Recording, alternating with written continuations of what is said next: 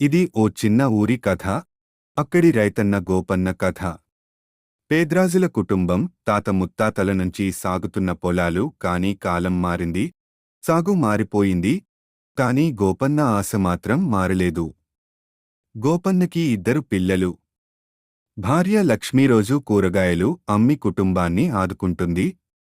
కాని వరుసగా 3 సీజన్లు వర్షాలు పడలేదు. అప్పులు పెరిగిపోయాయి. భూమి పగిలిపోయింది. చుట్టూ రైతులలో భయం. ఎవరో వదిలిపోతున్నారు. ఎవరైనా తాళ్లేద్దాం అంటున్నారు. గోపన్న మౌనంగా చూస్తున్నాడు. గ్రామంలో ఓ రైతు ఆత్మహత్య చేసుకున్నాడు. అంతా బిగుసుకుపోయారు. లక్ష్మీ గోపన్న చేతిని పట్టుకొని అంటుంది, మనకి పిల్లలు ఉన్నారు గోపా, మనం వీళ్ల కోసం నిలబడాలి. ఆ మాటలు గోపన్నకి బలమిచ్చాయి. భూమిని ఇంకోసారి చూశాడు. ఆశతో చూశాడు. విత్తనాలు వేసి చూస్తున్నాడు. విత్తనాలే మొలకెత్తడం లేదు. వ్యవసాయ రుణాలు ఎక్కిపోతున్నాయి. బ్యాంకులు మడతపడుతున్న ఆశలు, పిల్లల చదువుల ఖర్చులు. గోపన్న కళ్ళు కన్నీళ్లతో నిండిపోయాయి. ఆ శనివారం పగటిలో వర్షం మొదలైంది. చిన్నవాన. కాని రైతుకు అది ఓ పెద్ద ఆశ.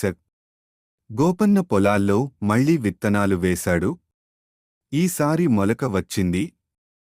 కాస్త పంట వచ్చింది. ప్రభుత్వం నుంచి ఓ కొత్త పథకం వచ్చింది. రైతుల కోసం నేరుగా ఖాతాలో డబ్బులు. సహాయం. గోపన్న ఆ సహాయాన్ని సద్వినియోగం చేశాడు.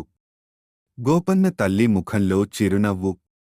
పిల్లల చదువు కొనసాగింది. రైతన్న గోపన్న ఓ సాధారణ రైతు కథ కాదు ఇది. ఇది బలం, నమ్మకం, కుటుంబ ప్రేమ అన్నీ కలిసిన జీవితం. ఈ భూమిని మనం తప్ప మరెవ్వూ ప్రేమించలేరు. రైతు బతికితేనే మనం బతికినట్టు.